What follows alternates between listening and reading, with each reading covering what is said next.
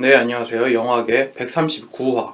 저는 진행의 허효식이고요. 예, 안녕하세요. 김정원입니다. 네, 오늘 저희가 다룰 영화 인크레더블입니다. 스미스 군이 선정을 했습니다. 예, 지난주에 저희가 뭘 다뤘죠? 블레이드 러너. 이용사고. 네.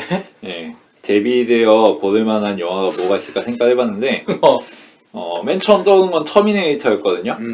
근데 터미네이터 시리즈가 재밌긴 한데 이제는 망했잖아. 이 시리즈가 정말 잘 된 작품이다 이렇게 얘기하기가 어렵단 말이야. 그리고 워낙 오래전의 이야기고. 그쵸. 그래서 그거보다는 좀 근접한 시기에 있는 작품 중에 괜찮은 게 뭐가 있을까 생각을 하다가 인크레더블이 괜찮을 것 같아서 네. 선정하게 됐습니다.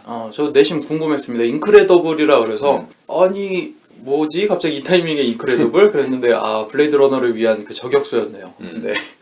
그럼 기본 정보를 말씀드리겠습니다.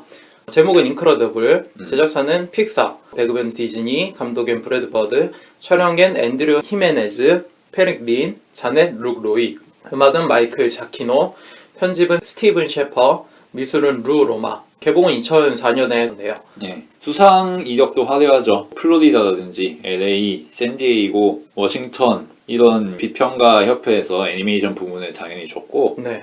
아카데미 영화제에서도 애니메이션과 음향 편집 부문을 수상했고 영국 아카데미에서도 아동영화 부문을 수상했고 음향 편집자 조합에서 애니메이션 음향 편집 관련해서 또 상을 줬고요. 그래미에서 기악 부문에 또 상을 수상했죠. 네. 그래서 애니메이션과 파생된 이런저런 수상을 이때 독식했다고 보면 되고요. 로튼 토마토에선 97%의 신선도에 8.3점의 스코어를 줬고요. 탑 크리틱들은 96%의 신선도, 7.9점의 평점을 줬습니다. 그리고 관객 스코어는 75%의 신선도, 3.4점의 평점을 줬어요. 네. 뭐 관객 스코어도 나쁜 건 아니긴 한데 전반적으로 크리틱 스코어가 높았고 평점은 아주 높지는 않지만 뭐 신선도는 굉장히 높았다고 할 수 있습니다. 그러니까 뭐 가짝은 아니지만 참신한 애니메이션이다 뭐 이 정도의 평가를 했던 거죠. 그리고 메타크리틱에서는 크리틱 스코어 90배, 유저 스코어 8.8점을 기록하면서 균등한 점수를 받았습니다. 그럼 그 정도로 정보를 말씀드리고 트리비아를 얘기해 주시죠. 예, 연출자는 브래드 버드인데 이 사람은 당시 픽사의 수장이었던 존 라세터와 인연이 있습니다. LA 예술대학에서 함께 다닌 적이 있거든요. 뭐 긴 기간은 아니었는데 그래서 학연이 있고 그래서 존 라세터가 예전부터 브래드 버드를 영입하려고 벼르고 있었는데 벅스라이프를 만들 때부터 제의를 했다고 합니다. 근데 번번이 무산이 됐다가 1999년에 브래드 버드가 아이언 자이언트라는 명작을 만들었음에도 불구하고 이 워너브라더스에서 지원을 박하게 해줘서 이게 흥행이 실패했거든요. 네. 그래서 이것 때문에 워너브라더스를 떠나게 되고 이때 존 라세터의 제의를 받고 인크레더블을 만들게 되죠. 잘 됐네요. 네. 그리고 원래 브래드 버드는 이 영화를 계획할 때는 셀 애니메이션을 하려고 했대요. 근데 이 시기를 거치면서 셀 애니메이션이 점점 사라지고 디지털로 다 변환이 되던 시기이기 때문에 결국은 디지털로 만들게 됐고 물론 디지털로 만드는 게 나쁠 건 없지만 계획을 해놓은 게 있으니까 그 아쉬움 때문에 크레딧의 쿠키 영상에 셀 애니메이션 기법을 활용해서 만들었다고 합니다.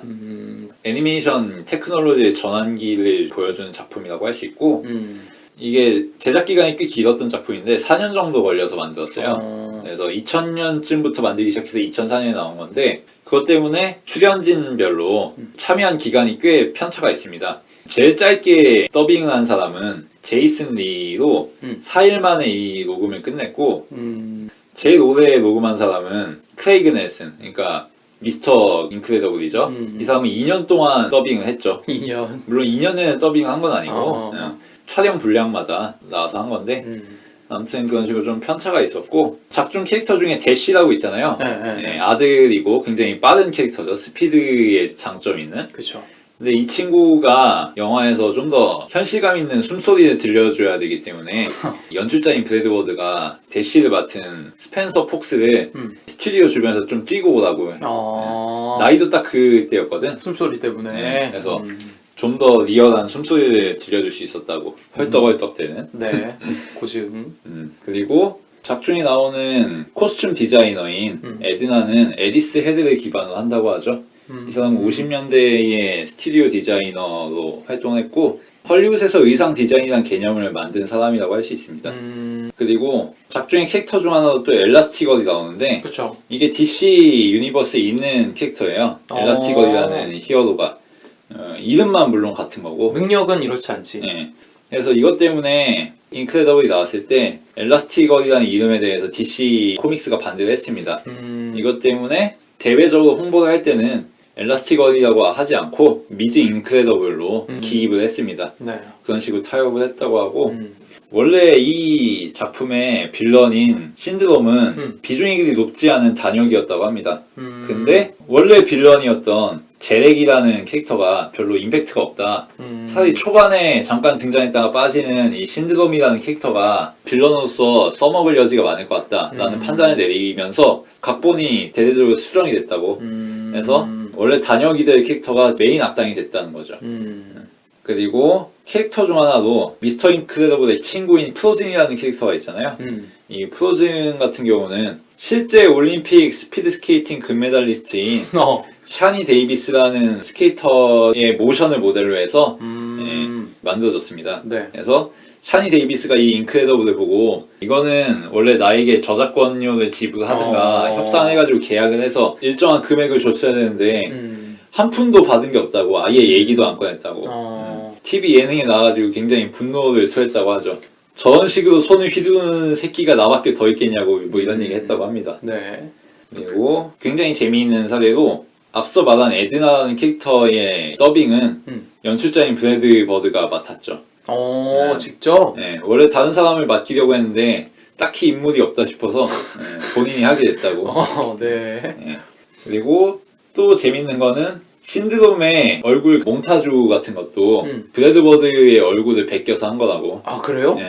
그래서 본인을 굉장히 많이 활용한 그런 작품이라고 할 수 있습니다. 네. 뭐 이 정도 이야기하실 것 같네요. 네. 감독은 아까부터 계속 얘기했듯 브래드 버드입니다. 네. 작품으로는 아이언 자이언트, 인크레더블, 라따뚜이, 미션 임파서블 4 고스트 프로토콜, 투모로우랜드 등이 있습니다. 1957년 몬타나주 칼리스펠에서 태어났고요. 13살 때 이미 단편 애니메이션을 창작했다고 합니다.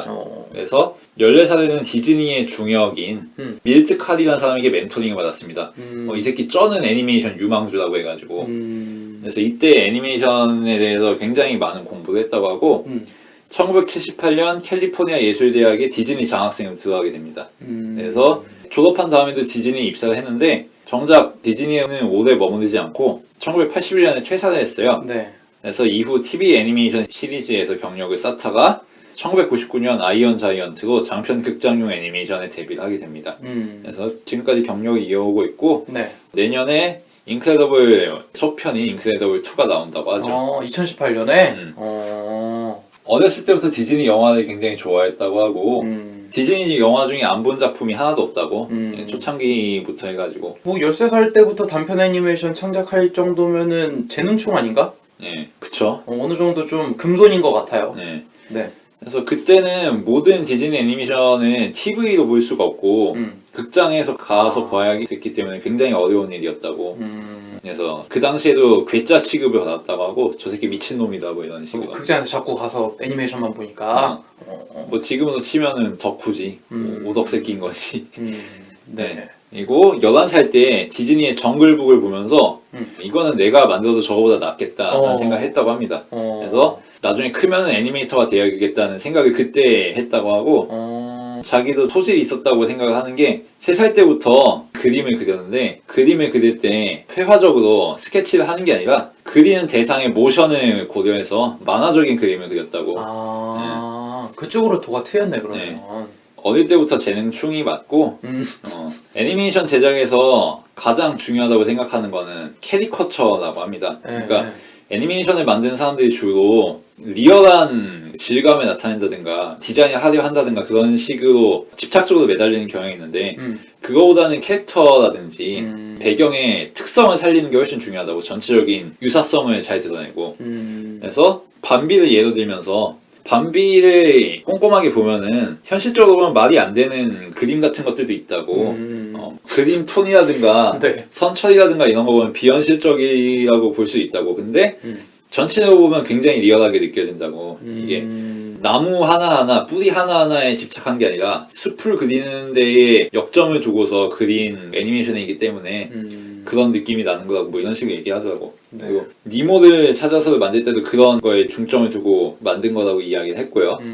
그런 식으로 특성을 잘 잡아서 전체적인 분위기를 형상화하는 게 훨씬 중요하지 사실적인 그림을 그리는 게 중요한 게 아니다. 적어도 애니메이션에선 그런 얘기 하더라고요. 네, 대가의 말씀이시네요. 네. 네. 그리고 슈퍼히어로 덕후기도 했다고 자기는 TV나 영화나 만화 같은 걸 볼 때 슈퍼히어로 무비 같은 걸 만드는 걸 항상 머릿속에 그려왔고 이게 작품을 만들 때도 꽤 도움이 되어서 실제 자신이 겪은 사건 같은 거를 인크레더블에서도 활용하게 되었다고 합니다. 뭐 그 정도로 이야기를 정리할 수 있을 것 같네요. 네. 그럼 다음으로 음악 감독인 마이클 자키노.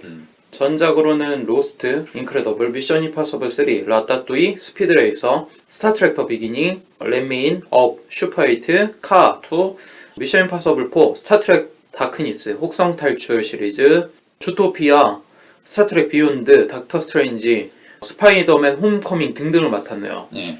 굉장히 다양한 작품을 맡았고 이전에도 한번 소개했던 것 같은데 네.